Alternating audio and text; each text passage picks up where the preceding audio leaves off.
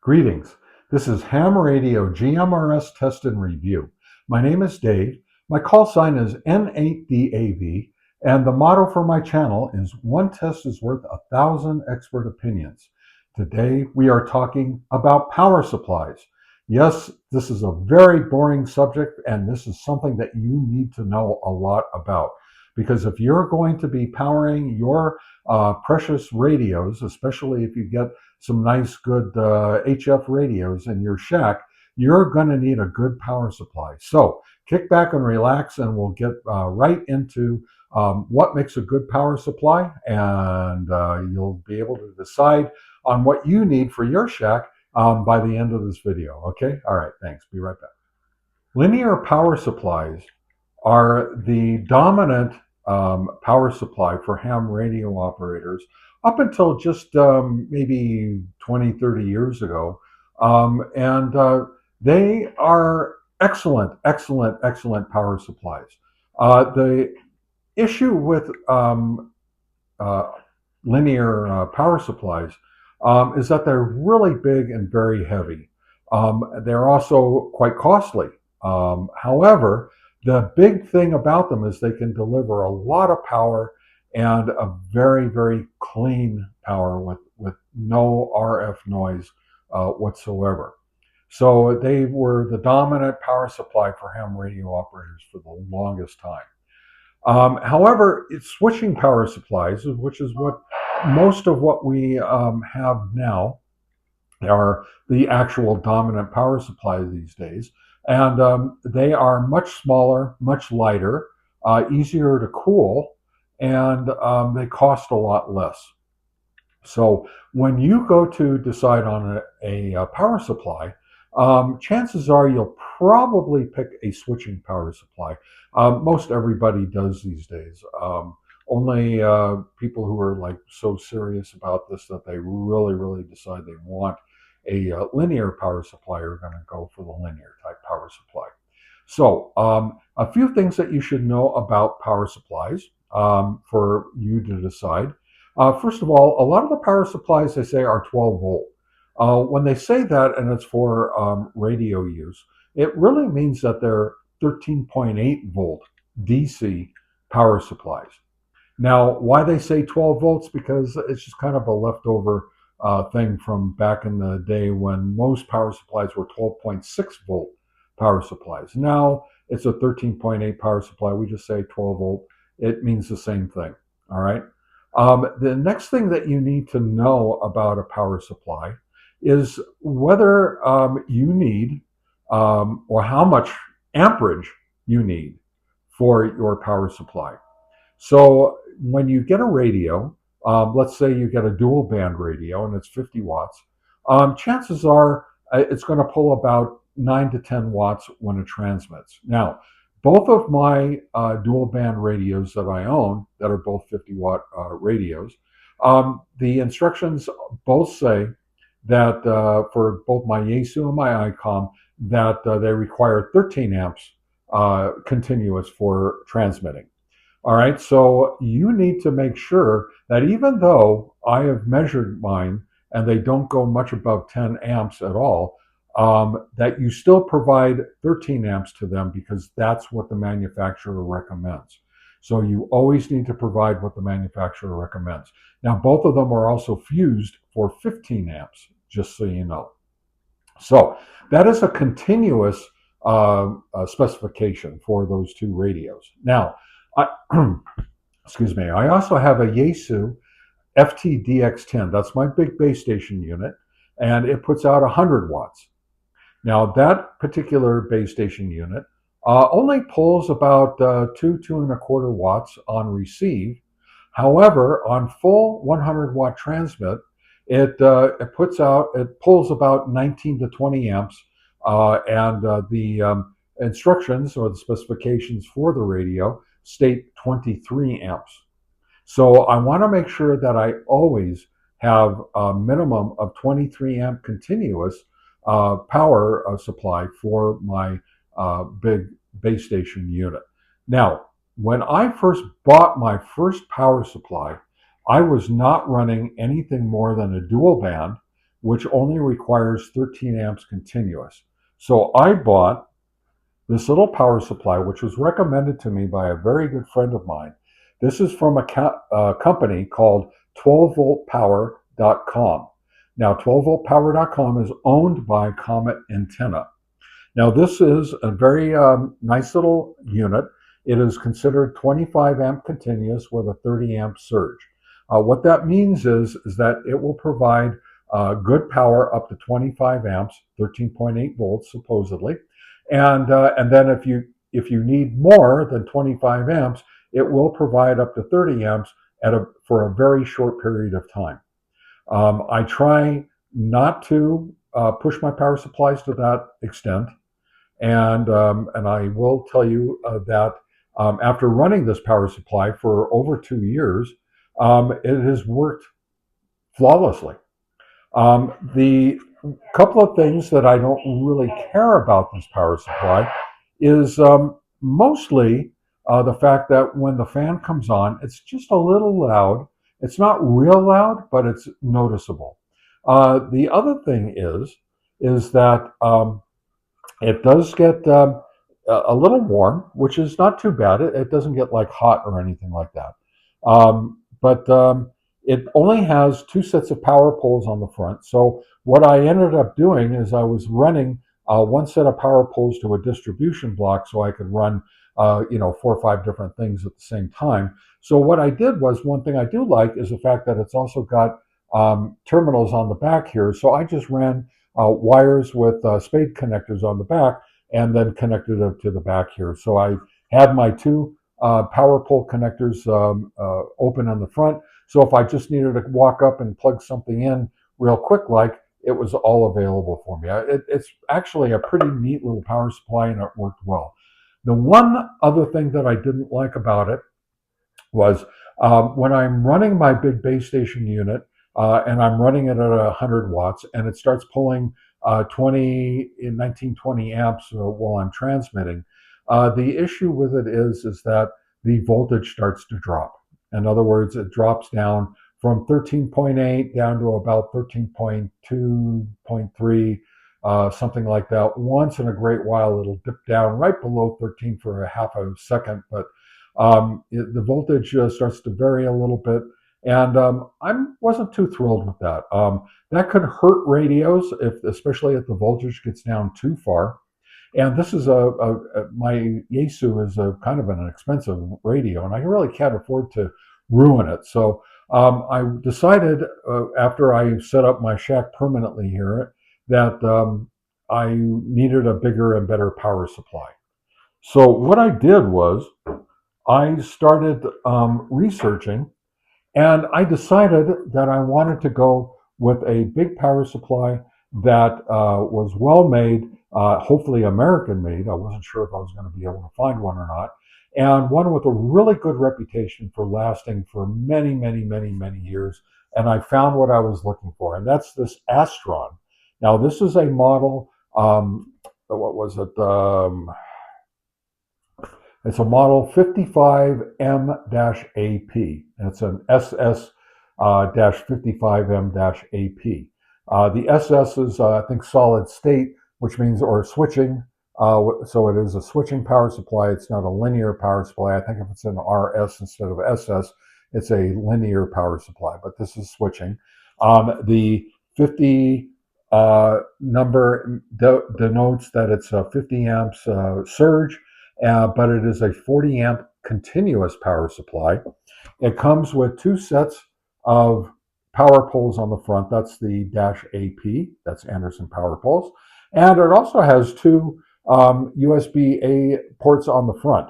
And then there's also two bare wire ports here on the back. And I'll be using these if I can get some big enough wire to fit inside there, so I can get them in there permanently. This power supply I just got. I haven't even plugged it in yet.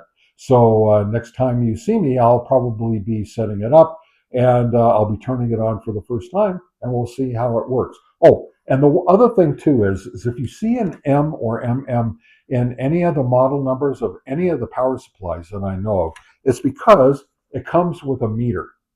Now, some come with a single meter that will be switched, so you have a little switch so you can see what the voltage is or what the amperage is. But if it comes with a single meter that's switched, then you can only read one or the other. But that's fine. I mean, it's not that big of a deal. Some come with two analog meters, the ones with the little needles and everything, go back and forth. That will be a voltage meter and an amp meter, tells you how many amps. And then also, this one comes with a digital meter. Now the voltage will be on top and the amperage will be underneath. And it'll tell you how many volts it's putting out and how many amps it's also putting out when it starts providing power to my radios.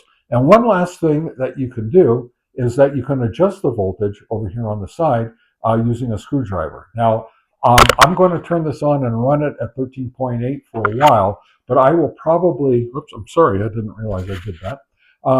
I will probably be running it at up to 14.4 volts because I know that my radios are capable of running at a higher voltage, some of them up to 15 volts, but I'll be running it right around 14.4. But until I get everything set up and running the way I want it to, I'll just keep it at the 13.8 volts. All right.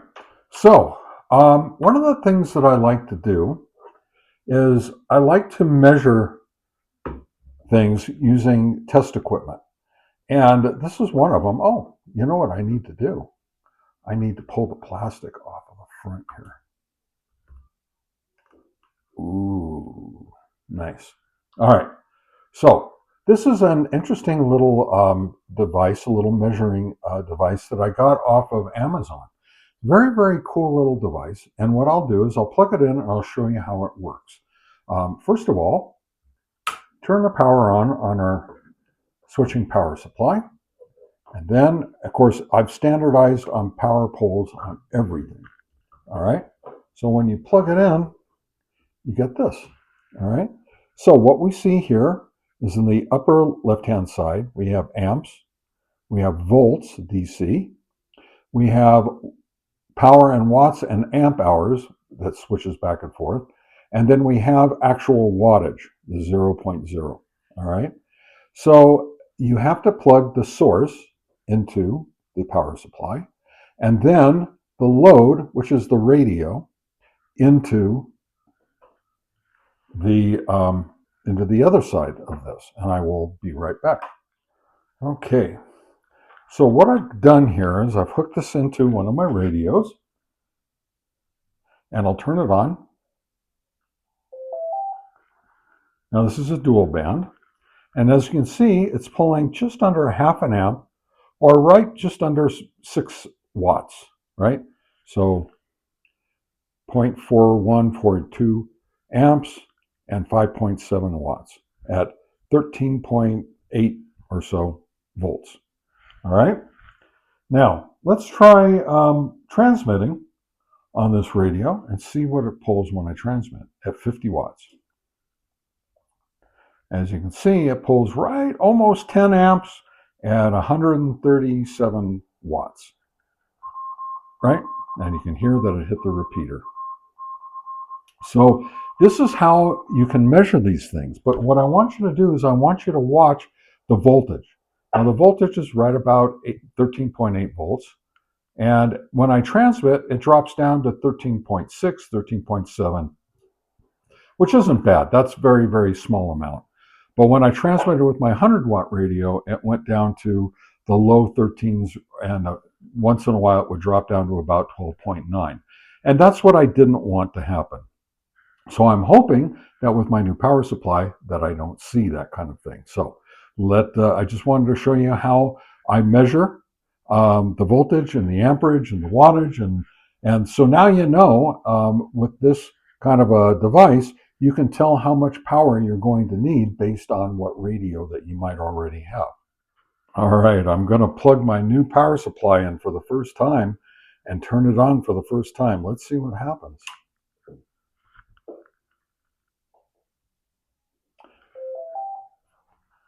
Now, as you can see, the voltage according to the power supply is 13.9, and according to my meter, it's 13.83 or 84.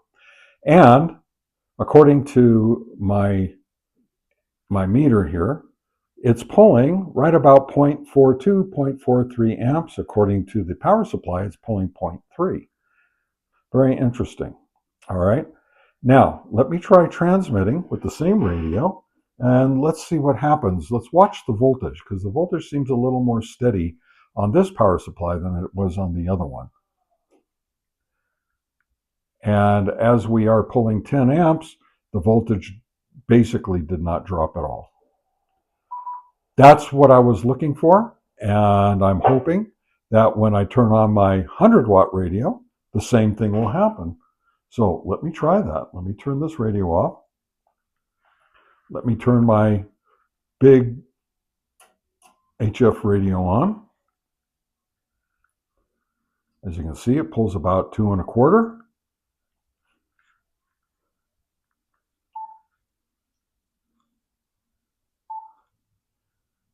And I'll set it for FM. And I think we have it up. Yep, I got it turned up to 100 watts. Let's see what happens when I transmit. Oops. There we go. 18.5 amps. And we're still at 13.8 volts. That's what a good power supply will do for you. You'll have a continuous voltage that does not drop significantly. All right. And the amperage, pretty close, between 8.3 on the power supply and 18.7 on the meter. All right, very good. Very good. So, what do you guys think of this? This is, I think I made a good decision on this brand new power supply. Be right back. Okay. What I did was I went ahead and used the bare wires that I had and put them into the terminals on the back. They're little screw terminals. You just put the bare wire back there, put it into the hole and tighten it up. There's a screw back there and you just tighten it all up. And the other end is an Anderson power pole, which I'll show you here. All right, red and black Anderson power poles. And then this will plug into my distribution block, which has, I don't know, 5 or 6 different fused Anderson power pole ports. All right. Okay, what did we learn with all of this today? Well, what we learned was that inexpensive power supplies are not perfect. They are very good for what they are. My inexpensive power supply, as you saw, did an okay job of providing power for all the HTs and the walkie-talkies that I was using at the time that I bought it. And it even did an okay job on providing power for my dual band that I'm using for my base station. However, once I got my HF radio, which you see here in the background, it was all over. I needed to get a much bigger power supply. So this is what I did, and as you saw, voltage is very, very stable. These Astron power supplies do their job, and they do it really, really well. And also, too, like I said, with the reputation that they have, I'm hoping I get to keep this one for many, many, many, many years. So again, I always recommend that you try to get a power supply with 50% more amperage than what you need. So again, I need 23 amps on my big base station here. 50% more would be approximately 12 amps more. That would be 35 amps, and I got a 40 amp power supply. So I feel like I've got more than enough, and I can run a couple different radios at the same time. I'm hoping at some point I might be able to run 3. Of course, I'm only going to transmit on 1 at a time. But then I also have my SWR meters and some other, and my antenna tuners. I have all kinds of little things to run off of here as well. So anyway, this is how I upgrade my shack. I hope that you guys enjoyed this video, and I hope that you will subscribe if you haven't already, and like this video. I would really appreciate it if you would. And if you really want to see more of my content, please click on the bell icon so you can get notified every time I release something else. Okay? All right. Thank you very much. My name is Dave. I'm with Ham Radio GMRS Test and Review, saying 73. So long.